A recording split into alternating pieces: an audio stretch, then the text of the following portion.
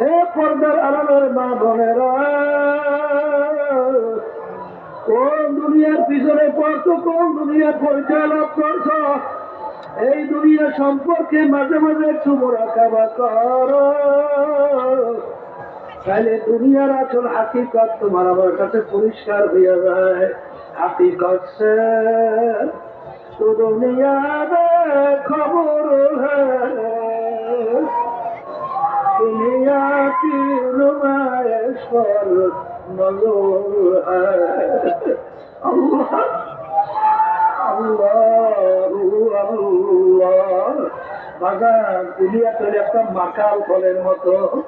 বাগান মাকাল ফল বাহ্যিক দেখতে যেরকম চাকচিক্য, কিন্তু মাকাল ফল ভাঙ্গার পরে ওর দিকে তাকানো যায় না।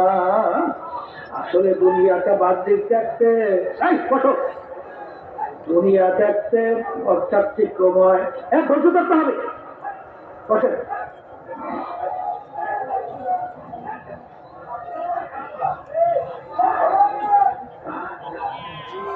আল্লাহু আল্লাহ।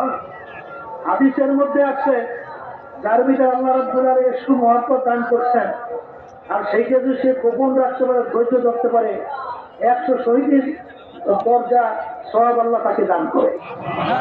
এই জন্য ধৈর্য ধরা লাগবে। ধৈর্য না করলে তো হবে না।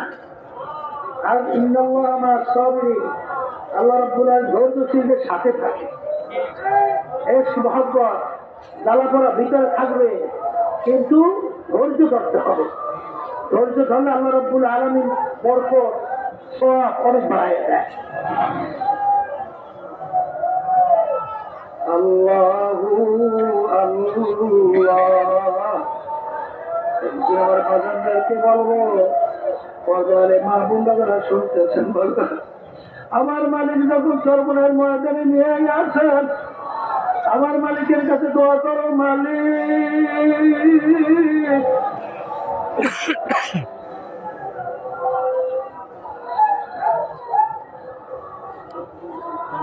তোমার মহব্বত, তোমার মায়া, তোমার পরিচয় আমাদেরকে দান করো। মালিক যদি দয়া না করে, কোনদিন আসে, কোনদিন মালিক পর্যন্ত পৌঁছতে পারে না। আমাদের এই পরীক্ষার মুরব্বী রশিদ আহমদ গাঙ্গুহি রহমাতুল্লাহ আলাইহি